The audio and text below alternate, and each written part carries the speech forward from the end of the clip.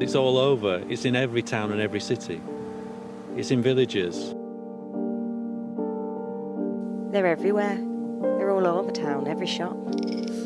Every time I go to town, I see at least one of them. The problem in this country is so monumental that it's far easier to pretend it's not there. What is this place that you're taking me to? Just talk me through it. It's where sexual activities happen.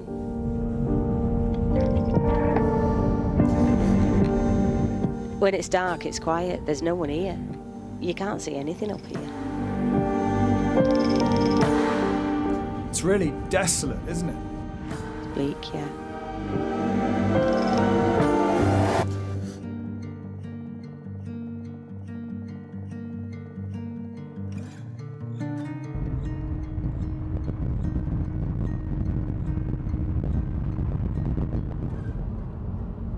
Sarah is not just haunted by the men who sexually abused her from the age of 14, they still abuse her. So how much further? A bit further. I don't suppose there's much traffic here at night? No, not at all. This is a story about authorities failing to act and protect women who report sexual abuse. And we begin here on the West Yorkshire moors, where Sarah was taken and attacked by her abusers after speaking to the police. They raped me first, and then they said to me, stop speaking to the police, don't speak to the police, why are you doing that? All that kind of stuff. And then he hit me, he cut my stomach, and then he hit me around the head. He cut your stomach? What with? Like a blade from an old pair of scissors. Sarah believes the attack was a warning because word got out that she'd reported historical and ongoing sexual abuse to the police. She wants us to tell her story because she feels officers failed to protect her. She has nowhere left to turn, and many women and children are at risk. To protect her identity, we're using a false name, and an actor is voicing Sarah's words. After the attack here, she fled across the moors. So you ran down to the lake and then, you went all the way across there? How far do you reckon you ran? I went nearly back into town. Sarah says this is a regular spot where gangs take teenagers for sex. Never ever seen a police car up here, ever. Ever. I've told them. Other people have told them. I'm sure plenty of other people have told them.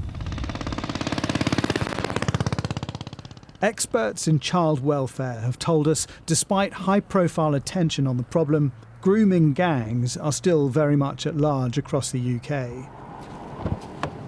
One former detective who blew the whistle on Manchester Police's failing to deal with the problem later set up a foundation to help victims. But Maggie Oliver says the police have not learned lessons. In the past year alone, we've helped more than 2,000 victims. These are all desperate victims who have been abused and are being fobbed off by the authorities. How many of them are saying the police aren't helping me? How many of those 2,000 say I'm not getting any help from the police? Just think about it. Why would they come to us if they were being helped?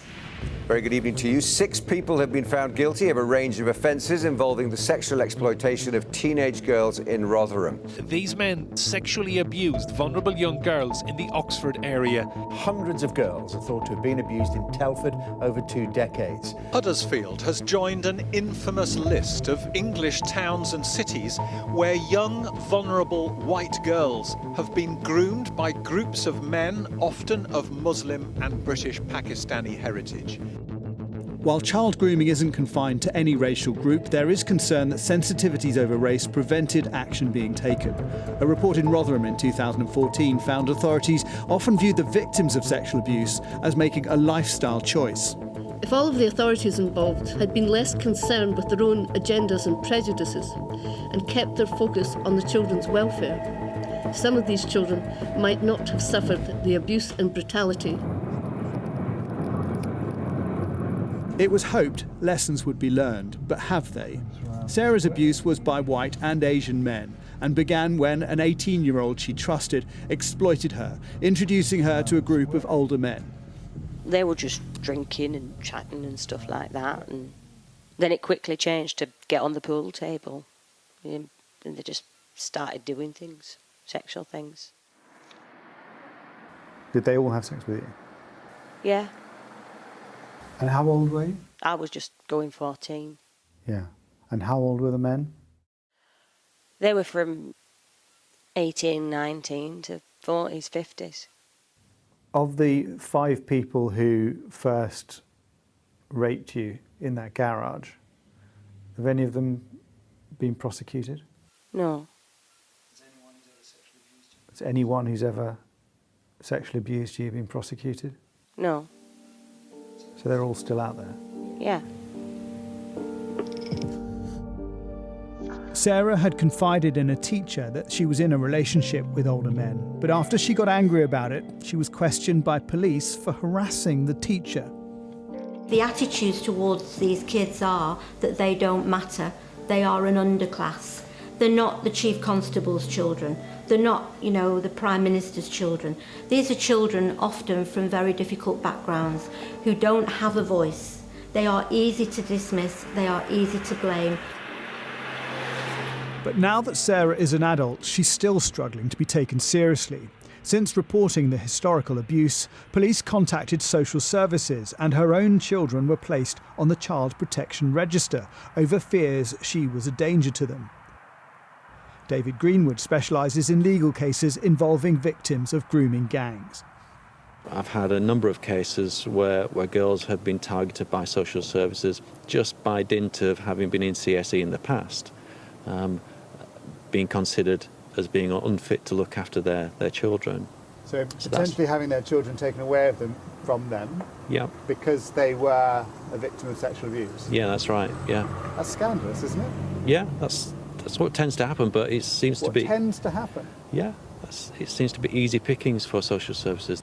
The British Association of Social Workers say their members' aim is to work with families to keep them together, but where it's deemed necessary to safeguard a child, it's ultimately up to the courts. For Maggie Oliver, the issue here is that focus again is on questioning the victim, not the predatory gangs, and that's why they continue to thrive. The excuse that is always given by the authorities is that things have changed, that these are historical cases. If that was history, I wouldn't be in the place I'm in today because nobody would be coming to the foundation. That is entirely the opposite. The situation is perhaps even worse. We are inundated with current victims who have nowhere else to turn. Jane, not her real name, escaped an abusive relationship 2 years ago, but began to worry her 14-year-old daughter, who we'll call Sally, was being groomed by her ex and that he was part of a grooming gang. He'd sent her pictures of his privates, asked for pictures from her in return. He'd been meeting her behind my back, giving her lifts, giving her money, giving her cigs, smoking weed with her, buying her alcohol, promising to buy her gifts, offering to buy her cocaine, inviting her on late night drives. She just said that there was other men in the car. He'd do it when she knew she wasn't at home with me. Jane's daughter Sally initially saw the man as a father figure, but that changed when the contact became more sexualised. So what was he asking you specifically? First he was just asking for pictures of my face, like, oh, show me what you look like. And then I was like, well, no, why? That's weird. And then he'd ask me for pictures, like, nude. So I just ignored him. He was texting asking to come pick me up. And then he ended up sending a picture of himself down there. She was 14 at the time, and after other intrusions, her mother called the police. I made 3 statements in the police station. They all got lost. Did they tell you that your statements had got lost? Yeah. On 3 different occasions? They couldn't find them. Talk me through solely, what did the police do? Nothing. The man who tried to groom Sally is part of the same gang that allegedly continued to abuse Sarah. We've seen evidence she's repeatedly reported ongoing sexual abuse, but she's been arrested for public order offences or failing to provide a sample, and claims an officer even did this, slamming her hand in a cell door. It's extremely typical to criminalise the victims. To investigate a very organised gang of perhaps 20 men is very labour intensive. It's far easier to dismiss the victim as being drunk, as being, guilty of public order offences. 2015 we had the highest conviction rate for child sexual abuse in our history. But it's gone backwards. It's gone backwards because of resourcing issues. It's gone backwards because you've lost experience. It's gone backwards because agencies have lost, well, they just got complacent. People think the moment that someone turns 18 and that's it, they're an adult, that they can all of a sudden make this stop. And, that's completely untrue. You are going up against a gang of men that are very known for raping, for beating women, for torturing. It's a very scary thing to do. Down that street there's a unit on there where they do stuff a lot of the time. A mattress upstairs and things like that on the floor. There's just a mattress. Okay. And then there's a house here on the right-hand side they do stuff in. It just looks like a normal street to me. Yeah, it's really not. How many men would you say are involved in this? About 50 odd. There are about 50 odd who are involved in the actual sort of sexual abuse? Yeah, that I know of, can name and stuff.